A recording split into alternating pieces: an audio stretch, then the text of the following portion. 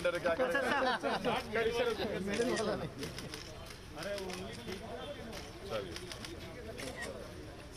क्या मैंने अपना जो डेमोक्रेटिक राइट है, अपनी पसंद का इजहार आज किया हूँ और मैं आप तमाम के ज़रिए से हैदराबाद के अवाम से अपील कर रहा हूँ कि वो अपने एक एक वोट का इस्तेमाल करें और हैदराबाद और बिलखुसूस पुराने शहर की तरक्की के लिए, उसकी तहज़ीब, सखाफ़त, उसकी ज़बान, उसके कंपोजिट कल्चर के लिए आप तमाम को निकल कर मैं अपील कर रहा हूँ कि निकल कर वोट का इस्तेमाल करिए और ज़्यादा से ज़्यादा वोट का इस्तेमाल करिए। पोलिंग परसेंटेज को बढ़ाइए।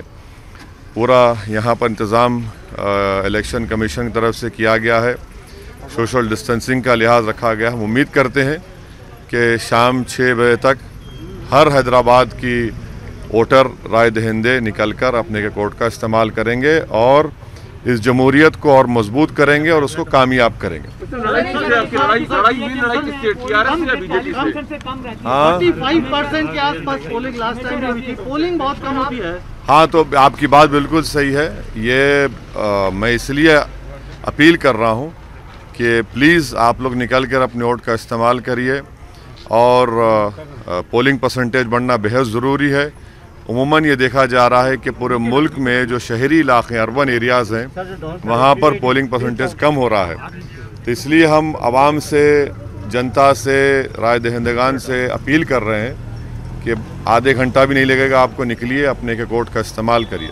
बीजेपी आरोप लगा रही है कि बैलेट पेपर बहुत दिनों के बाद यूज किया जा रहा है। हाँ, बैलेट पेपर यकीनन सही बोल रहे प्रसाद साहब। बैलेट पेपर काफ़ी बरसों के बाद हैदराबाद में इसका इस्तेमाल हो रहा है, मगर बड़ा आसान है। आपको पेपर दिया जाएगा जहां पर आपके पसंद का कैंडिडेट या पार्टी होगी, उसके बाजू आपको स्टैंप लगाना है और उसी तरह उसको फोल्ड करके आपको डाल देना है। बिल्कुल आसान है, बहुत आसान है। सर, यूथ को कितना बड़ा आप इस चुनाव के लिए, यूथ के लिए कुछ कहना चाहेंगे? नहीं, ये यकीनन ये चुनाव तो मुस्तकबिल के लिए लड़ा जा रहा है ना, हैदराबाद के मुस्तकबिल के लिए, हैदराबाद के फ्यूचर के लिए। और यूथ का तो फ्यूचर उन्हीं का है, तो जाहिर है उनको अपने फ्यूचर को तय करने के लिए निकल कर वोट डालना पड़ेगा।